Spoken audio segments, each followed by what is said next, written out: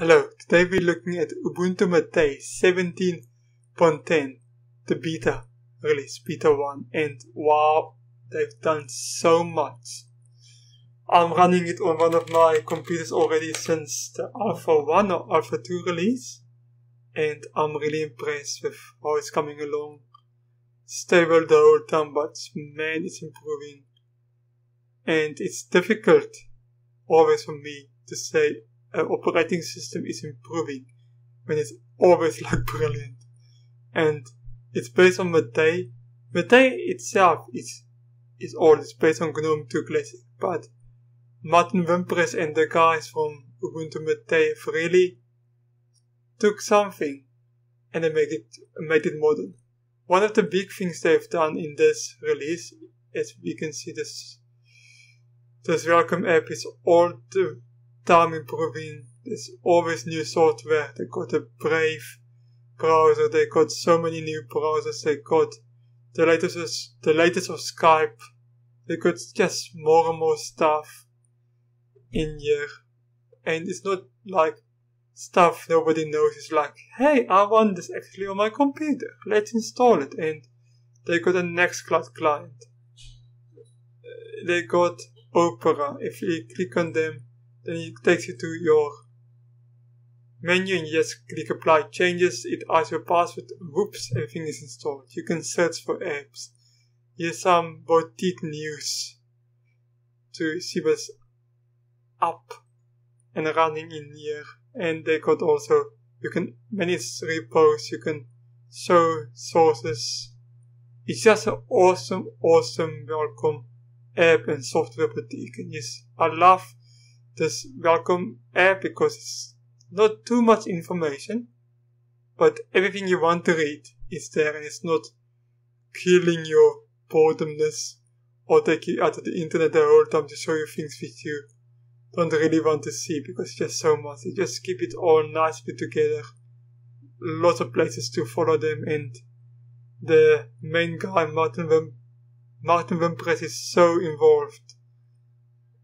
It's such an active operating system. One thing they did in this version, because of Ubuntu moving to GNOME, they really worked on Unity and all the layouts.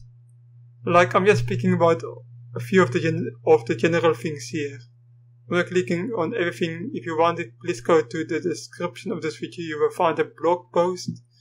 In the blog post is a link to all my videos of all the flavors.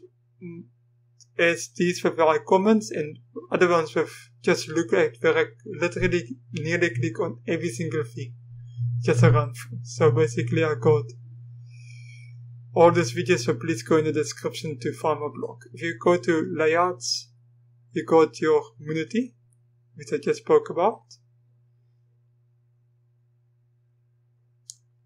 And with their global menus and a nice panel, you can make it smaller and bigger as in Ubuntu.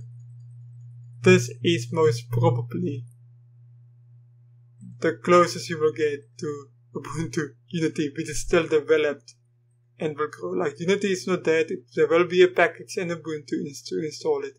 But if you want to have something modern, which is always up to date, which is always being worked on, Unity is for you. And this menu, I don't have much to say. And the menu, like the search, is the brisk menu, which is excellent, and you can just type in and find everything there. Windows, you can choose where do you want your window buttons. You can choose if you want to have Compass to have some desktop effects running around. You can do that.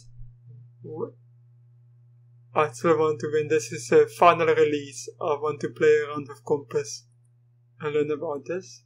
As you can see, you got so many workspaces with Compass, like 16. Isn't that crazy? Another thing they worked on is if you press a super key, if you don't know what a super key is, it's basically the Windows key. It opens up all your menus just like that. And if you open up, let's say we open up LibreOffice, This is just a nice example. It's encompassed because that is why it's crazy like the light because of special effects. If you don't like it, just change it back to what it was. But if you press the Alt button, you get the hub. It's basically all the commands which is at the moment there. So you can go to design mode. You can, if you go to like, let's say we open up Firefox, and you get all the commands available at the current moment for your system, which is so cool, eh?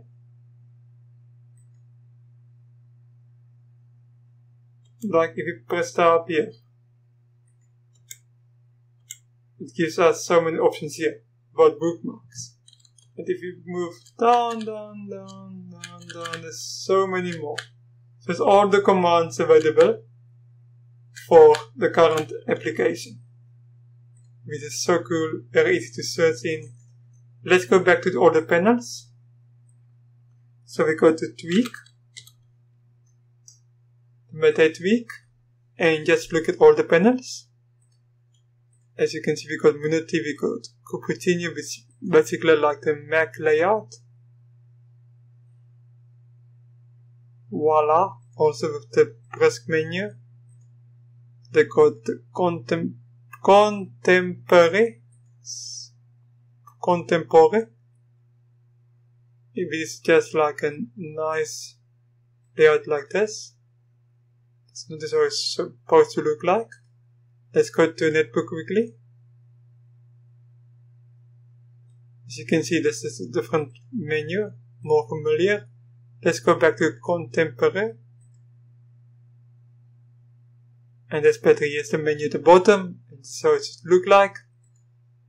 So it's very much like the traditional, with just a touch of beauty.